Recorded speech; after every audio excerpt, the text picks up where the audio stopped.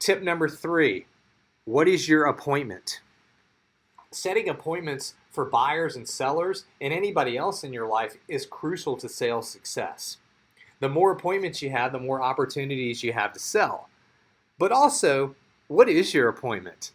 I spoke to one of my favorite realtors here who has a team as well, and she said, Frazier, my appointment could be going to the gym. My appointment could be picking up my son from school. My appointment could be going out to dinner with my wife. So when I have appointments, those things are very important to me. So I will share this with others as well, just to make sure that, not share this with others, but I will tell my clients, hey, I've got an appointment, and that appointment could be something I'm doing for myself, going to get my hair cut, going to the gym. So tip number 4 is to make sure that you execute your time wisely when you are most efficient. I am most efficient in the morning from 9 to 12. It seems like mid-afternoon I fade away. I'm still firing on all cylinders, but I really love to contact my clients first thing in the morning. I'm feeling fresh, starting their day off. I want them to think about me, as soon as they get their day started and be fresh in their head. So that way we can talk in the morning if I need to. I'll follow up with you in the afternoon and make a note on my calendar. So what time of the day is best for you? My next tip, I think we've got 5 tips here. Maybe I'll just give you an extra one, is journaling. I like to journal every day when I can. Not every day can I, but I'd say 95% of my days I'm journaling. I'm writing how I'm feeling, what's motivating me, making a gratitude list, talking about my day, what I'm excited about, trying to get that spiritual energy circulating in my heart, my mind, and soul and body to get ready to rock and roll and face the day ahead of me with a positive attitude. The Frazier Hughes experience is all about staying positive and trying to see the good in every situation. I recently auditioned for a job, and I say audition because I also have a media background, and I did not get it. I did not get this role, and I was really excited about it, but I feel like if it's not meant to be, it's not to be. And that's the same thing with clients that are difficult to work with or don't work with you, or homes and things that can fall through. My last tip is going to be exercise and water. I try to exercise every day unless my body needs a break and I'm tired. But I'm exercising 5-6 days out of the week. And this keeps me refreshed, rejuvenated. It keeps my heart strong and my mind fresh as well. I feel relaxed. It's almost like, taking a drug. It is my drug. I don't like to drink or use alcohol or drugs. I don't like anything like that. But my working out, my exercising is my drug.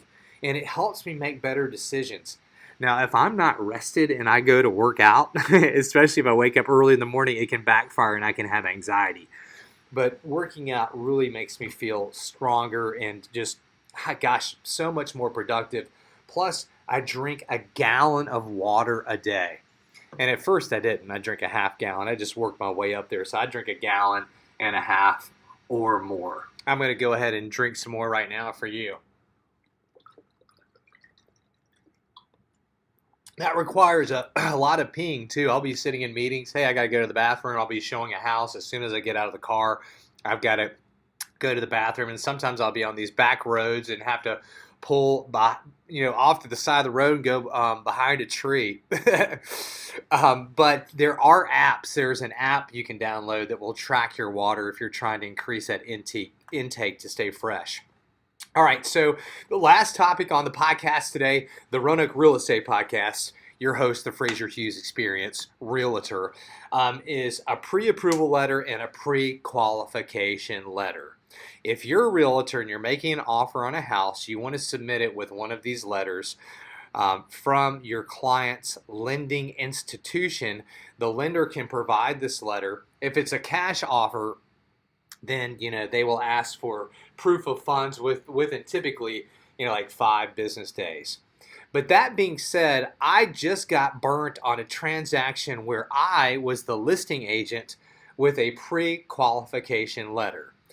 So you can also pick up the bank pick up the phone and call the bank, call the lender, and do a brief interview about the client. But this is what the pre-qualification letter says. Based on the information provided at the time of interview regarding your income, employment, and financial position, the preliminary determination has been made that you qualify for the above described loan. A tri-merge credit report has been ordered and reveals that this borrower is eligible for financing. Additional information. This is not a commitment nor a guarantee of loan approval. Final determination of credit, property approval, or denial can only be made after a review of written verification of the information obtained at loan application and a satisfactory appraisal report. If any information contained in your loan application regarding income, employment, or financial situation should change, please contact your mortgage loan originator immediately. And this is a pre-qualification letter basically stating, they're going off what the barber said. Kind of like if you've got a Discover card and they merge your FICO score, or they look at your FICO score. These are ballpark numbers because this loan did not go through because they could not verify the buyer's income. The buyer was getting child support, but it was under the table. So verbally, they had told the lender this, and the lender was like, okay, cool. But then when they asked for the documentation, they were like, hey, this isn't cool. So the loan fell through. The other thing to take into consideration, too, is it wasn't the person's fault that was buying the house. It was technically the lender's because all of the due diligence hadn't taken place yet. And so, therefore, the buyer got to keep their earnest money deposit. Now, if the buyer for any means, hold on one second here.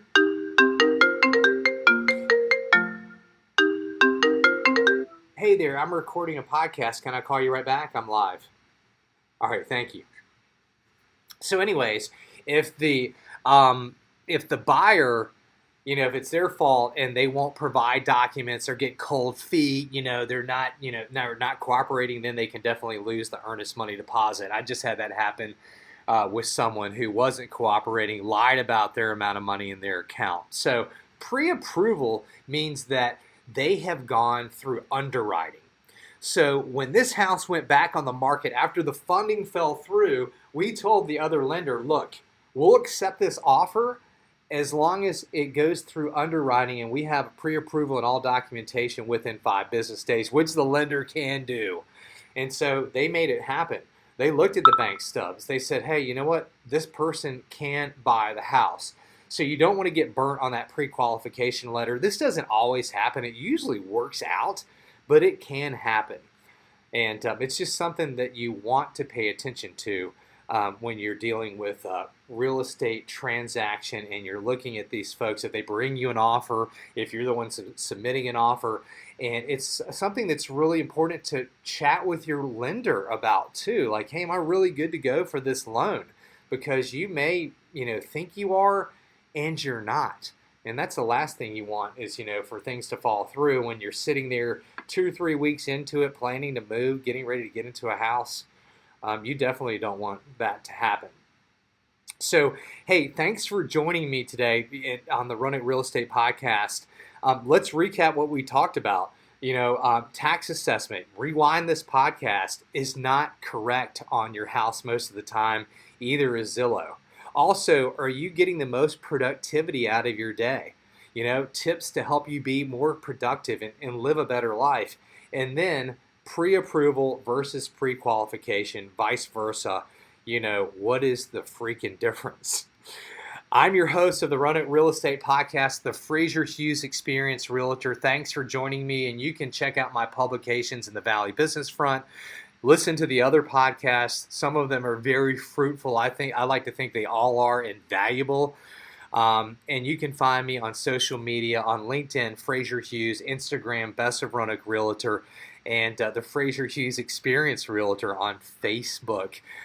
Stay positive, and when it comes to selling your home in the Valley, thanks for thinking about me. And don't forget, the experience is real. You've been listening to the Roanoke Real Estate Podcast with your host, the Frazier Hughes Experienced Realtor, voted Best in the Valley by Roanoke Magazine and the Roanoke Times. Sell your home with the Frazier Hughes Experience. Stay positive, and don't forget, the experience is real.